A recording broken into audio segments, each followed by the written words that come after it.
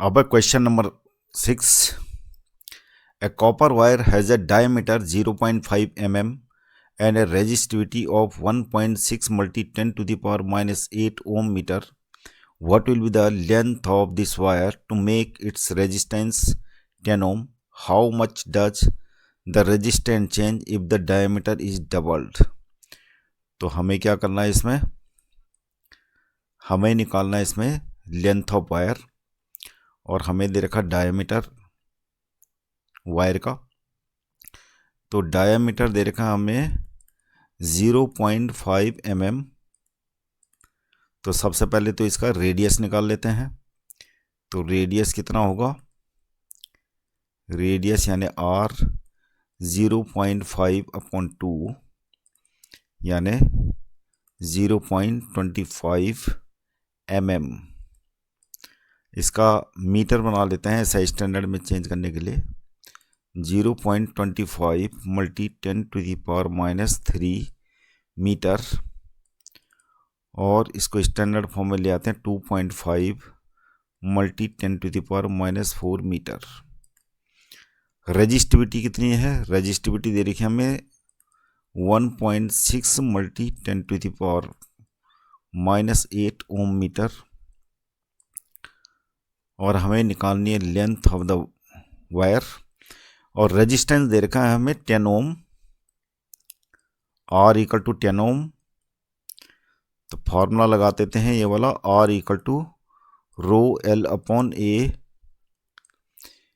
इसके लिए हमें पहले एरिया ऑफ क्रॉस सेक्शन निकाल लेते हैं। एरिया ऑफ क्रॉस सेक्शन कितना होगा, A equal to pi R square.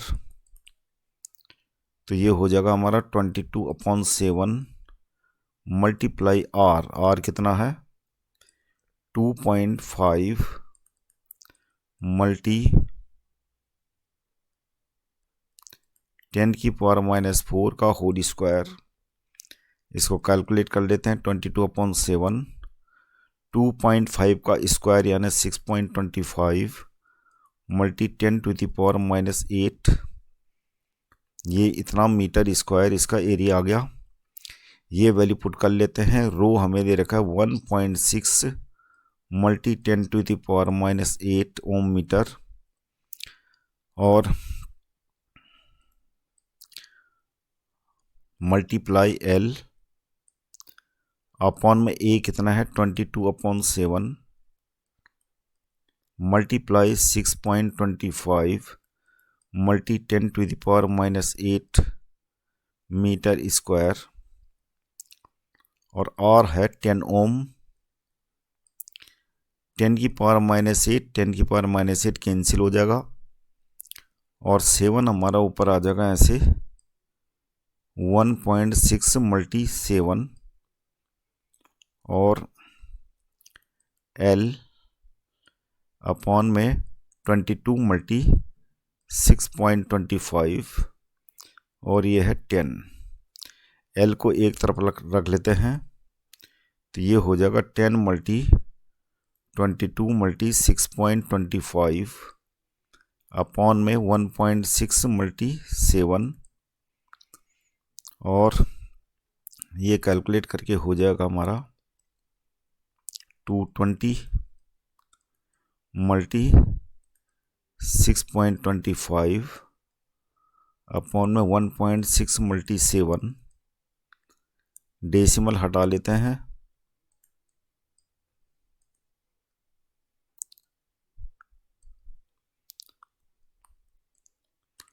ऊपर आ जाएगा हमारा 220 मल्टी 625 अपॉन में 112, और ये 10 हो गया।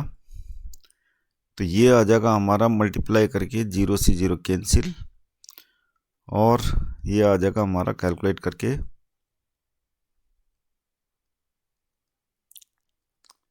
लगभग 122.7 मीटर।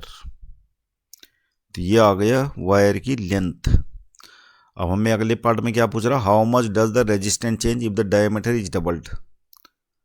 तो डायमीटर अगर डबल होगा, diameter doubled mean radius will also doubled, radius भी डबल होगी।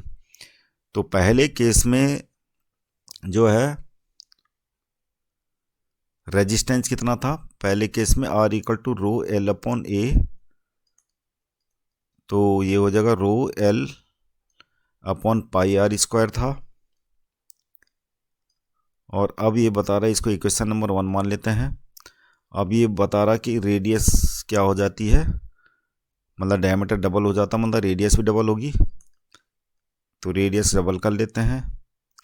तो ये हो जाएगा रो एल अपॉन, ये नीचे हो जाएगा 4 पाई आर स्क्वायर, ये हो गया इक्वेशन नंबर 2। इक्वेशन नंबर 1 को इक्वेशन नंबर 2 से डिवाइड करके कितना आ जाएगा, अभी रेजिस्टेंस क्या हो जाएगा, चेंज हो जाएगा। ये जब रेडियस डबल हो गई तो रेजिस्टेंस चेंज होगा। तो इक्वेशन नंबर 1 को इक्वेशन नंबर 2 से डिवाइड करके क्या हो जाएगा हमारा, आर अपॉन आर डेस्क, रो से रो कैंसिल हो जाएगा, एल से एल कैंसिल, तो क्या आ जाएगा हमारा 4/1 हो जाएगा। तो इसका मतलब क्या हुआ, रेजिस्टेंस कितना हो जाएगा, R/4, यानी पहले का 1/4 हो जाएगा। ये हमारा आंसर हो गया। अगला है question number 7, the values of the current I flowing in a given resistors for the corresponding values of potential difference V across the resistor are given below. Plot a graph between V and I and calculate the resistance. तो graph क्या करना आपको, ऐसे ही calculate करके जो है ये देख लेना आपको। ये स्केल मान लो कोई भी, ऐसे करके मान लेते हैं 2, 4, 6, 8, 10 और 12, 14। तो ये वोल्टेज हो गई। और इसी प्रकार करंट आपको दिखा देना इस साइड में, इसको ऐसे करके दिखा लीजिए आप करंट को 0.5, 1, 1.5 ऐसे करके दिखा देना, और आपका ग्राफ ऐसे आ जाएगा, सीधे ऐसे दिखा देना। अब क्वेश्चन है कि रेजिस्टेंस निकालना है आपको इसका।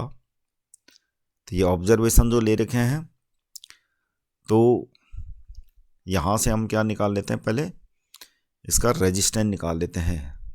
तो रेजिस्टेंस की भी एक टेबल बना लेते हैं इधर।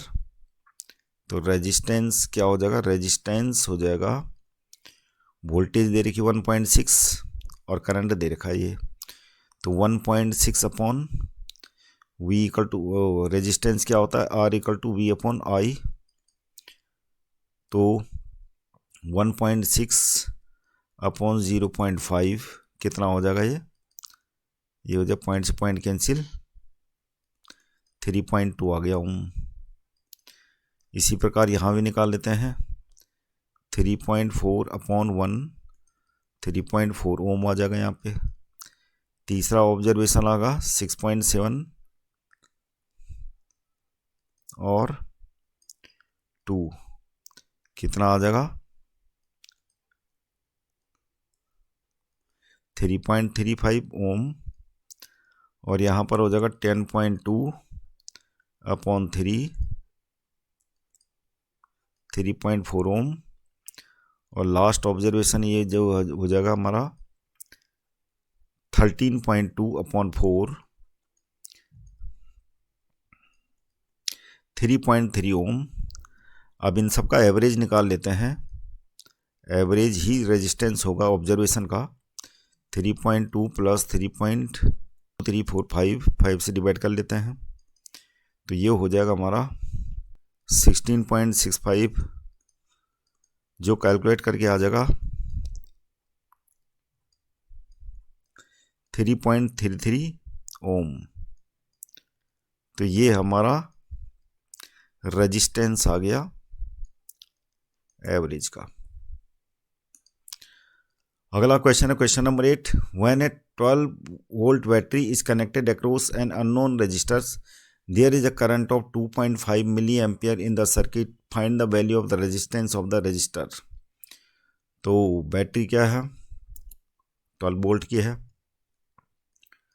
वोल्टेज दे रखी है 12 वोल्ट, और करंट क्या है, रेजिस्टेंस अननोन है जिसकी हमें वैल्यू निकालनी है। करंट है हमारा 2.5 मिली एम्पियर, तो इसको एम्पियर बना लेते हैं। 2.5 मल्टी 10⁻³ एम्पियर। और अब ओम्स लॉ लगा लेते हैं। ओम्स लॉ क्या है, V = IR। आई कितना है, 2.5 मल्टी 10⁻³ एम्पियर। रेजिस्टेंस हमें निकालना है और वोल्टेज हमें ये रखिए 12 वोल्ट। तो क्या हो जाएगा, R = 12/2.5 मल्टी 10⁻³ तो डेसिमल हटा देते हैं, तो ये हो जाएगा हमारा 4.8 हो जाएगा। 10⁻³ को ऊपर ले जाते हैं तो ये हो गया हमारा इतना ओम, यानी रेजिस्टेंस कितना आ गया, अननोन जो रेजिस्टेंस था वो आ गया हमारा 4.8। Question number 9, A battery of 9 volt is connected in series with the resistors of 0.2 ohm, 0.3 ohm and 0.4 ohm, 0.5 ohm and 12 ohm respectively. How much current would flow through the 12 ohm resistor? तो सारे जो है series में connected हैं, तो series में क्या होता है, करंट सेम फ्लो होता है सब जगह। तो हमें नेट रेजिस्टेंस निकालना पड़ेगा। टोटल सीरीज में जो कनेक्टेड हैं रजिस्टर्स, इनका नेट रेजिस्टेंस होगा R1 + R2 + R3 R4 + R5, 0.2 ohm + 0.3 + 0.4 0.5 12। ये हो जाएगा 3 और 2 5 और 4 9 और 5 14, 1.4 + 12 यानी कितना आ गया 13.4 ओम नेट रेजिस्टेंस आ गया। How much current would flow through 12 ओम, तो वोल्टेज कितनी है, वोल्टेज दे रखी है हमें 9 वोल्ट है। अप्लाइंग ओम्स लॉ अप्लाई करने पर क्या होगा, वोल्टेज = I मल्टी रेजिस्टेंस। तो करंट आ जाएगा हमारा I = V/R। वोल्टेज है 9 वोल्ट और रेजिस्टेंस है 13.4। तो लगभग जो है ऑलमोस्ट 0.67 एम्पियर करंट फ्लो होगा। यही टोटल करंट होगा सर्किट में और वही करंट जो है 12 ओम से पास आउट होगा। अब है हमारे पास question number 10, how many 176 ohm resistors in parallel are required to carry 5 ampere on a 220 line, मतलब 220 वोल्ट लाइन। तो बोलने का मतलब क्या है, हमें इसका सॉल्यूशन ऐसा होगा कि 220 वोल्ट की कोई लाइन है, 220 वोल्ट की लाइन है ये, और इससे कनेक्टेड है रजिस्टर्स, और प्रत्येक रजिस्टर जो है, प्रत्येक रजिस्टर की वैल्यू क्या है 176 ओम। मान लिया ऐसे ऐसे रजिस्टर कितने हैं, n है, n रजिस्टर ऐसे, ये सारे इसके साथ पैरेलल कनेक्टेड हैं और are required to carry 5 ampere, और 5 एम्पियर क्या है, मैक्सिमम करंट है, ये दे रखा में। हमें कितने रजिस्टर ऐसे होंगे वो निकालने, तो हम लिख लेते हैं, let the number of resistors और n पैरेलल कनेक्टेड हैं तो सारे रजिस्टर जितने होंगे सबके अक्रॉस कितनी वोल्टेज होगी, 220 वोल्ट सेम वोल्टेज होगी, यानी voltage across each resistor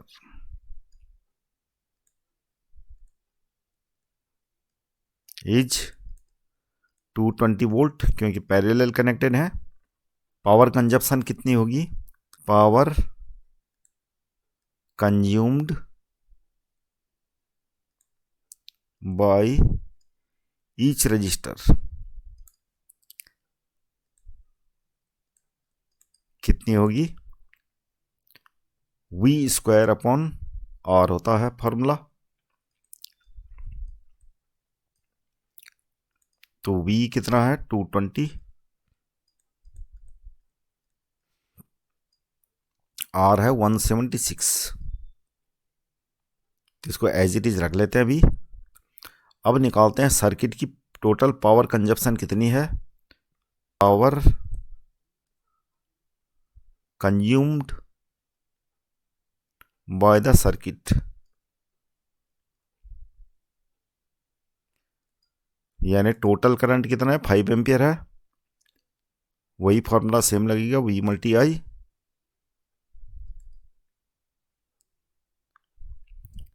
voltage multi current. Voltage है 220, करंट है 5, ये हो जाएगा 1100 वाट। तो power consumed by each resistor ये थी, तो N रजिस्टर के द्वारा कितनी पावर कंज्यूम की गई होगी, पावर ये हो जाएगा power consumed all resistors equal to power consumed by circuit, power consumed by circuit. तो ये हो जाएगा एक रजिस्टर इतनी पावर कंज्यूम करता है, तो N रजिस्टर कितना करेंगे, N से मल्टीप्लाई करेंगे, और पावर कंज्यूम्ड बाय सर्किट क्या है 1100, ये दोनों इक्वल होंगे। तो N इक्वल टू हमारा हो जाएगा 1100 multi 176 upon 220 multi 220, 2 zero cancel हो गए, 11 2 जाइए और 2 से काट देते हैं इसको, 88, 22 से 88 कट गया 4 टाइम्स, तो N इक्वल टू 4 आ गया। तो जैसे क्वेश्चन में पूछ रहा था हाउ मैनी 176 ओम रजिस्टर्स, तो देयर विल बी 4 रजिस्टर्स। तो ये आंसर आ गया हमारा। अगला क्वेश्चन है, so how you would connect 3 resistors each of resistance 6 ohm so that combination has a resistance of 9 ohm. तो रेजिस्टेंस एक रजिस्टर का है 6 ओम और 3 रजिस्टर है हमारे पास, तो इनको कैसे कनेक्ट करेंगे हम कि नेट रेजिस्टेंस क्या होना चाहिए 9 ओम। तो अगर हम सीरीज में कनेक्ट करते हैं 6 ओम के 3 रजिस्टर तो क्या हो जाएगा 18 ओम। अगर सीरीज में कनेक्ट करते हैं, ट्रायल बेसिस पे आपको ये क्वेश्चन करना है, सीरीज में कनेक्ट करते हैं तो 3 मल्टी 6 यानी कितना हो गया 18 ओम। और अगर पैरेलल में कनेक्ट करते हैं तो पैरेलल में कनेक्ट करके क्या हो जाएगा 1/6 1/6 1/6 यानी 3/6 यानी RP इक्वल टू 2 होगा। तो ये तो हो नहीं सकता, तो हम ये कर सकते हैं ट्रायल बेसिस पे 2 रजिस्टर को हम क्या कर देते हैं पैरेलल कनेक्ट कर देते हैं, और एक रजिस्टर को हम क्या करेंगे इन दोनों रजिस्टर के सीरीज में कनेक्ट कर लेते हैं। तो ये 6 ओम हो गया, ये 6 ओम 6 ओम, तो नेट रेजिस्टेंस क्या होगा, नेट रेजिस्टेंस आरपी में लेंगे, यानी पैरेलल में क्या हो जाएगा नेट रेजिस्टेंस, ये हो जाएगा जो पैरेलल का नेट रेजिस्टेंस है 1/RP इक्वल टू 1/6 प्लस 1/6, तो ये हो गया 2/6 1/RP। तो RP हो जाएगा हमारा कितना 6/2, यानी कितना हो गया 3 ओम, और 6 ओम के साथ कनेक्ट करके क्या हो जाएगा ये ऐसे हो जाएगा। अभी दोनों का क्या हो गया, नेट रेजिस्टेंस 3 ओम हो गया और ये 6 ओम, तो नेट कितना हो गया, नेट रेजिस्टेंस इस केस में नेट रेजिस्टेंस कितना हो गया 6 + 3 9 ओम। तो इसका मतलब 2 रजिस्टर हमने पैरेलल में लगा देना है और उनके साथ एक रजिस्टर सीरीज में लगा देना है। तो ये हो गया फर्स्ट वाले का आंसर। सेकंड वाले का क्या देखना आपको, अब ये तो ट्राई कर चुके हम, अब हम क्या करेंगे, तीनों तो पैरेलल में हो नहीं सकते, हम ये करते हैं अरेंजमेंट इसका कि 2 रजिस्टर को लगा लेते हैं सीरीज में और तीसरे रजिस्टर को लगा देते हैं इनके पैरेलल। अब देखते हैं चेक करके, ये हो गया 6 ओम 6 ओम, तो सीरीज में कनेक्ट करके कितना आ गया, इन दोनों का क्या हो जाएगा, ये 12 ओम हो जाएगा और ये ऑल पैरेलल में है 6 ओम। अब इनका नेट निकाल देते हैं रेजिस्टेंस,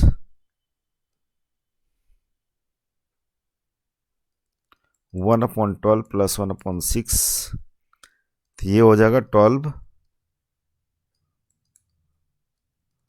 3/12। तो इस केस में क्या हो गया, RP इक्वल टू 4 ओम हो गया। तो सेकेंड वाले का आंसर ये है। अगला क्वेश्चन है question number 12। Several electric bulbs designed to be used on a 220 volt electric supply line are rated 10 watt. How many lamps can be connected in parallel with each other across the two wires of 220 volt line if the maximum allowable current is 5 ampere? तो line कितनी है 220 volt की है और इसके across हमें क्या है बल्ब लगाने हैं जो कि पैरेलल कनेक्टेड हैं एक दूसरे से। तो कुछ ऐसा होगा,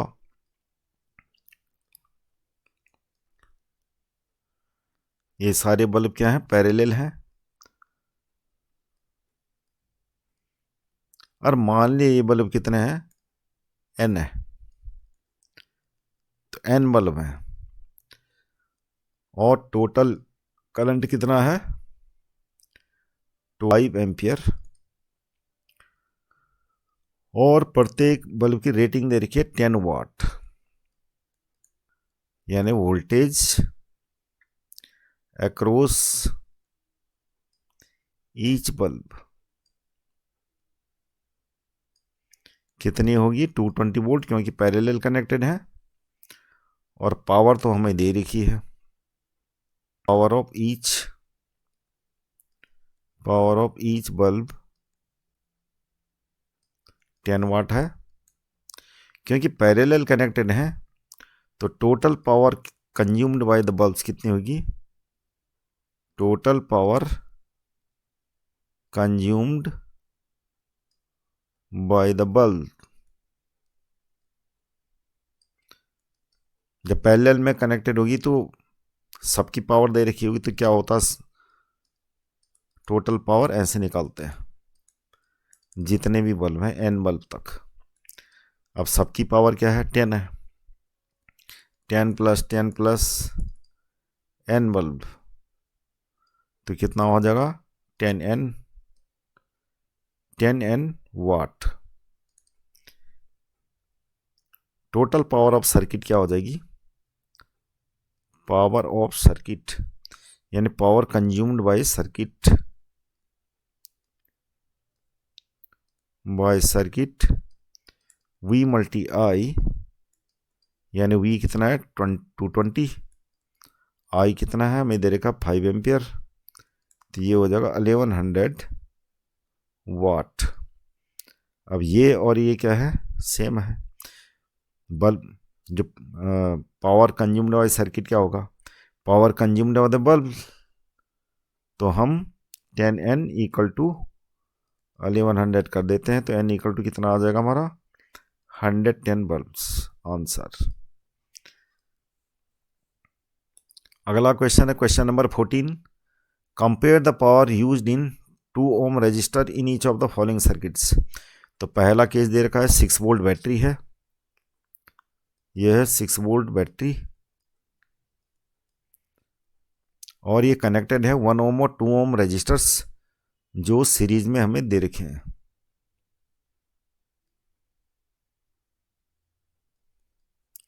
ये 1 ओम है और ये 2 ओम।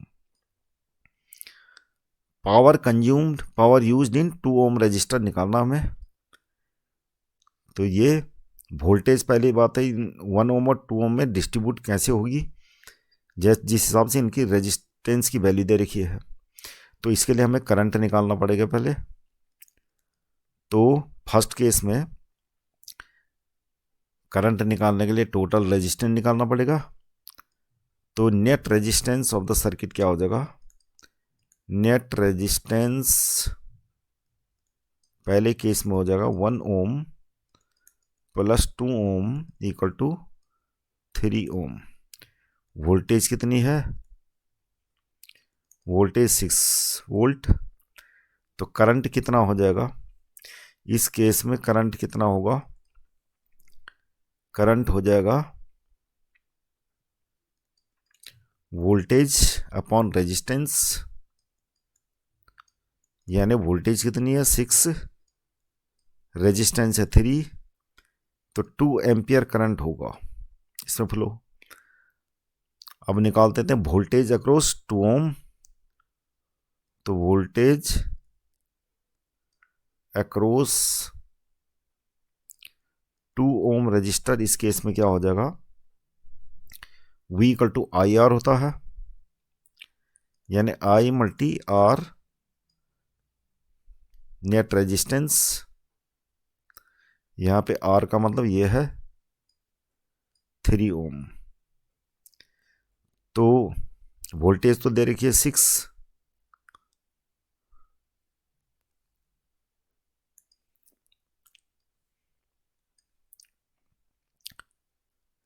तो I इक्वल टू तो हमारा आ चुका है 2 एम्पियर, और रेजिस्टेंस अक्रॉस 2 ओम रजिस्टर 2 ओम होगा, तो कितना हो गया 4।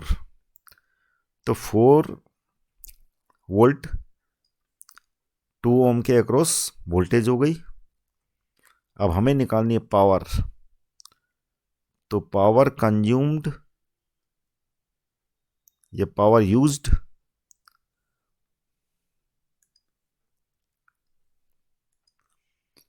पावर यूज्ड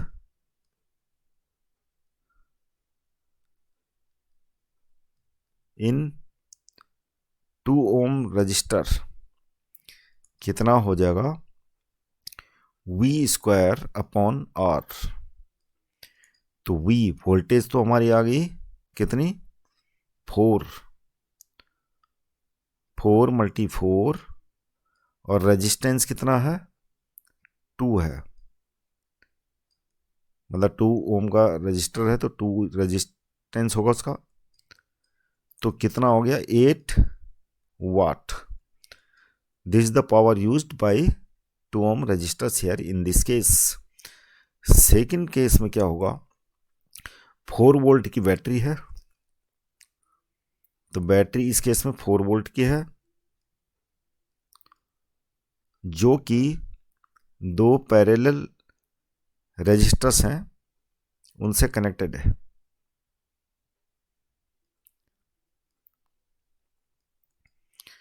तो ये 12 ओम हो गया और ये 2 ओम।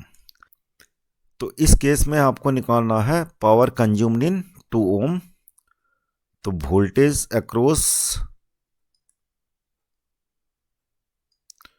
2 ओम रेजिस्टर क्या होगा, 4 वोल्ट ही होगी, क्योंकि पैरेलल कनेक्शन है। तो 2 ओम और 12 ओम के अक्रॉस सेम वोल्टेज होगी, और रेजिस्टेंस हमें दे रखा 2। तो power consumed, power used by 2 ohm resistor कितना होगा इस केस में, V²/R सेम। वोल्टेज क्या होगी, 4 ही होगी, इसमें 4 × 4, रेजिस्टेंस 2 दे रखा है, तो इस केस में भी जो है 8 वाट पावर होगी कंज्यूम्ड बाय 2 ओम रेजिस्टर्स। अगला क्वेश्चन है question number 15। 2 lamps, one rated 100 watt at 220 volt and the other 60 watt at 220 volt are connected in parallel to electric main supply. What current is drawn from the line if the supply voltage is 220 volt? तो supply क्या है, 220 volt है, और 2 lamps, one rated 100 watt and other 60 watt at 220 volt are connected in parallel. अब क्या है कि दोनों पैरेलल हैं।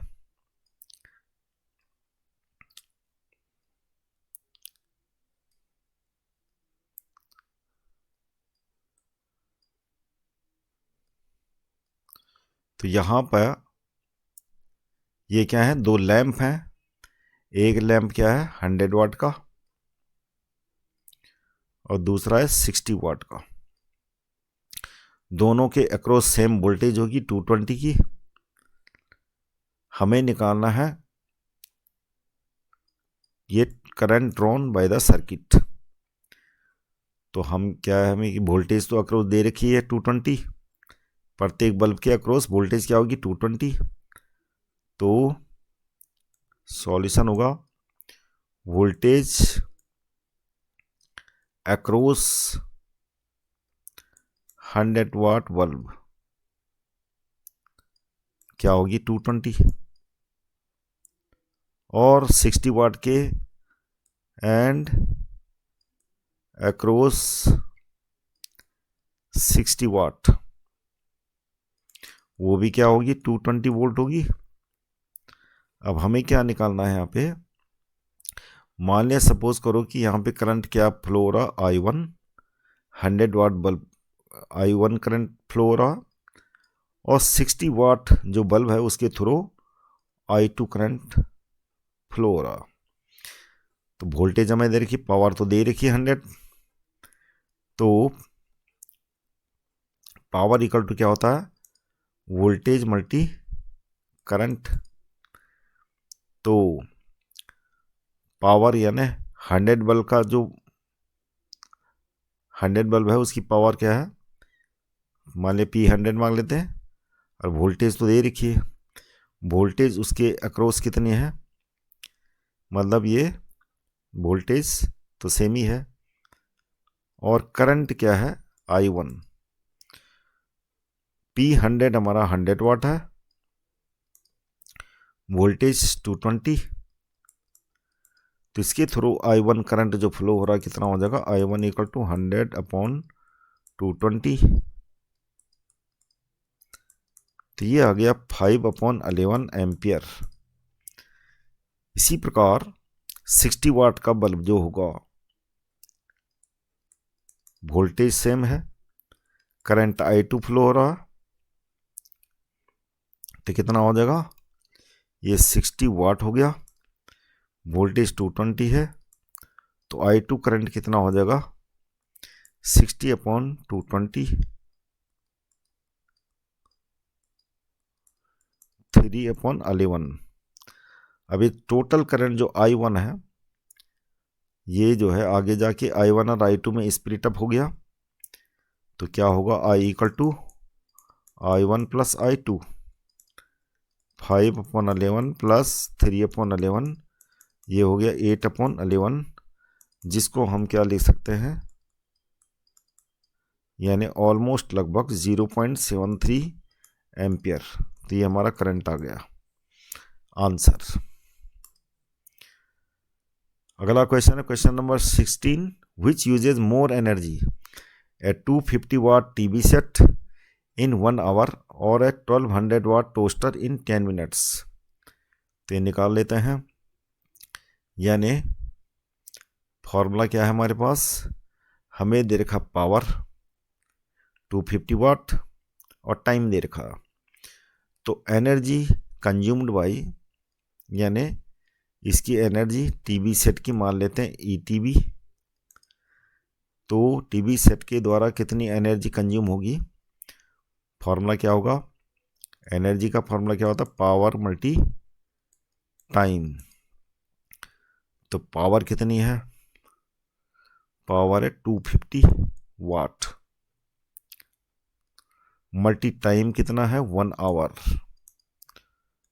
तो ऐसा करते हैं 250 वाट, ये 1 आवर को 60 मल्टी 60 कर लेते हैं, ये सेकेंड हो गया, और ये हो जाएगा हमारा कितना 9 लाख जूल, इतनी एनर्जी कंज्यूम करेगा। अब इसका निकालते हैं टोस्टर का।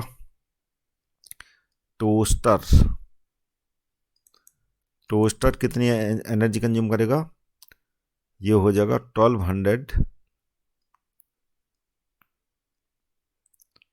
और 10 मिनट्स, ये टाइम हो गया।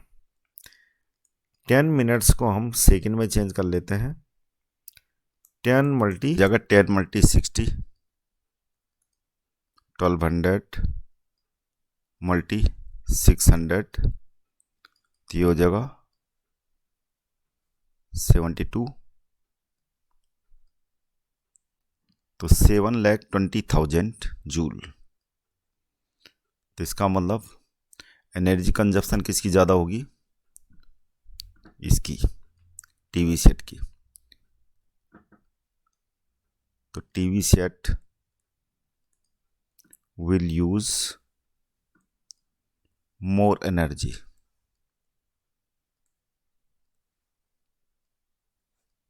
आंसर। अगला क्वेश्चन है question number 17।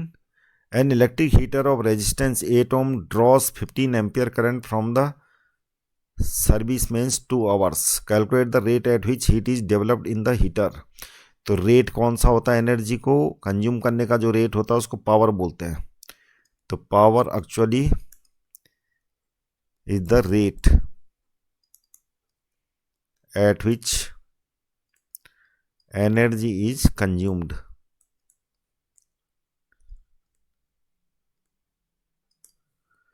Electric heater of resistance 8 ohm, resistance कितना है इसका, रेजिस्टेंस है इलेक्ट्रिक हीटर का 8 ohm, और करंट कितना ड्रॉ करता है, ये करंट है 15 एम्पियर, और टाइम दे रखा है कितना 2 आवर। तो हमें क्या निकालना है, इसका पावर निकालना एक्चुअली में। तो एनर्जी निकाल लेते हैं। तो पावर इक्वल टू क्या होता है, E/T। यहाँ पे हीट एनर्जी से मतलब है, क्योंकि हीटिंग एलिमेंट है, तो एनर्जी हीटिंग के फॉर्म में निकलेगी, तो क्या होगा जूल्स इक्वेशन लगेगी। तो क्या होता I² RT अपॉन में T, तो T से T कैंसिल, और I है हमारा 15 मल्टी 15 हो जाएगा, मल्टी R है 8, तो ये हो जाएगा 225 मल्टी 8, तो ये हो जाएगा हमारा कितना 1800 वाट इज द आंसर। अगला क्वेश्चन है question number 18। Explain the following, why is the tungsten used almost exclusively for filament of electric lamps. तो ये सबके आंसर आपको एक्सप्लेन करके देने हैं, तो इनका एक्सप्लेनेशन आपको ऐसे दे देना है। Why is the tungsten use almost exclusively for filament of electric lamps. इसका आंसर होगा tungsten is used as a filament in electric bulbs because it has a high melting point and appropriate electrical resistivity, allowing it to grow, 2. It is a highly conductive material, 3. It is a very high resistivity, allowing it to grow glow brightly without melting और breaking under high temperature. तो ये glow tungsten इस्तेमाल इसलिए किया जाता है, इसकी जो एक तो मेल्टिंग पॉइंट इसका बहुत ज़्यादा हाई होता है, और ग्लो होने के लिए कम से कम किसी भी मेटालिक फिलामेंट को कम से कम 2400 डिग्री सेंटीग्रेड तक क्या करना पड़ता है, हीटेड होना पड़ता है, और ये कैपेसिटी केवल टंगस्टन में होती है, इसलिए टंगस्टन को इस्तेमाल किया जाता है। बी वाला है, why are conductors of electric heating devices such as bread toasters and electric irons made of an alloy rather than a pure metal.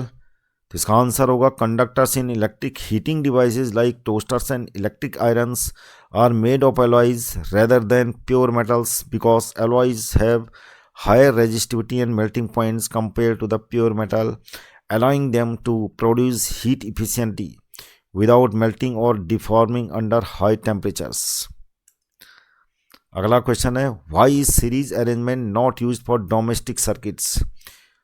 तो इसका आंसर है, a series arrangement is not used in domestic circuits because of one appliance or device stops working or is turn off, it will break the entire circuit. अगर एक भी device क्या होगी, of हो गई, तो सारा सर्किट क्या हो जाएगा, ऑफ हो जाएगा, बाकी की डिवाइसेस भी ऑफ हो जाएंगी, इसलिए सीरीज में नहीं लिखाई जाता। And all other devices will stop working too. In a series circuit the current flows through all devices one after the other, so a fault in one device affects the whole system. In contrast, parallel circuits are used in homes because if one device fails, the other continue to work. D वाला है, how does the resistance of a wire vary with its cross sectional area? The resistance of the wire is inversely proportional to its cross sectional area. This means that as the cross sectional area increases, the resistance decreases. तो cross sectional area जैसे increase होता है, जैसे ये मोटी wire है तो इसका रेजिस्टेंस क्या होता है, कम होता है, और जो पतली वायर है उसका रेजिस्टेंस क्या होता है, ज़्यादा होता है। ई पार्ट है, why are copper and aluminium wires usually employed for electricity transmission. तो कॉपर और एल्यूमिनियम को क्यों इस्तेमाल किया जाता है इलेक्ट्रिसिटी के लिए, उसका रीजन क्या है।